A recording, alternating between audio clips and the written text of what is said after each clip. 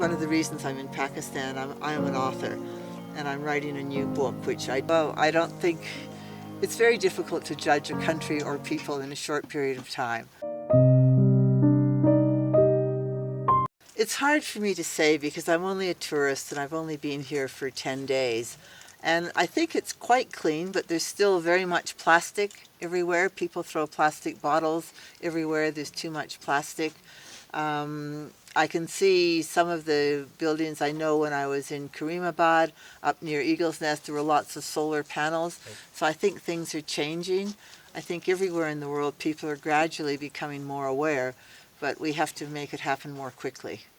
Exactly. Yeah. Everywhere. Well, I don't think it's very difficult to judge a country or people in a short period of time.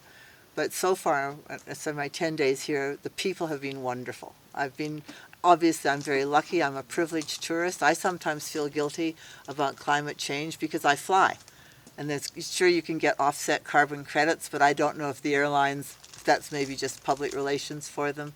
But I'm at home when I shower. We don't have much water in Australia. You've got so much water here. We sometimes don't have much water. We often have a lot of drought in Australia.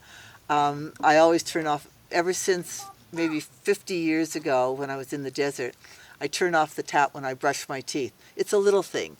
When I shower, I have a bucket in the shower and I use that water to water the garden. It's just little things. We can't all do, we would like to wave a magic wand and fix things, but if we all do a little bit, I think it's just being aware. But I do sometimes feel guilty that I'm a tourist and I travel, and I know that airplanes contribute to the climate. But I hope when I travel that I can meet different people and then share some of the reasons why everybody is the same. One of the reasons I'm in Pakistan, I am an author, and I'm writing a new book, which I do not have a publisher for yet. But it's to show that people are the same everywhere in the world, and we all have the same hopes and fears and dreams, and that we just all, sometimes we think the same. Some of my friends in Australia don't believe in climate change. I'm sure some of your parents don't believe in climate change. Yeah, exactly. And it's the same all over the world, whether it's climate change, whether it's money, whether it's religion, everybody's different. And I think we just all have to do the best we can. What I do by brushing my teeth without the water running, is that going to change the world? No. But it makes me feel a little bit better. And if we just do little steps, if everybody does That's little a things, yes. It's like if I clap one finger, you can't hear it.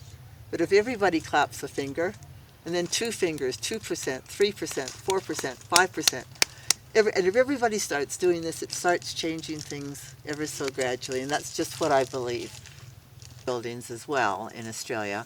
And when I built a home, I had it eco-friendly. I had solar panels put in, and I had sort of, what was it called? Hydronic heating. And in terms of which way you face to the sun, and to low energy is very important. In Australia, we use a lot of solar panels because we have a lot of sun all year round.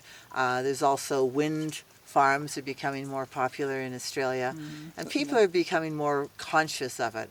I think younger people are more conscious than my generation was of climate change, and it's very much a real thing, and I think everybody has to play their part to be as eco-friendly as possible, but yet it's impossible unless we go back to nature many centuries ago to live 100% naturally.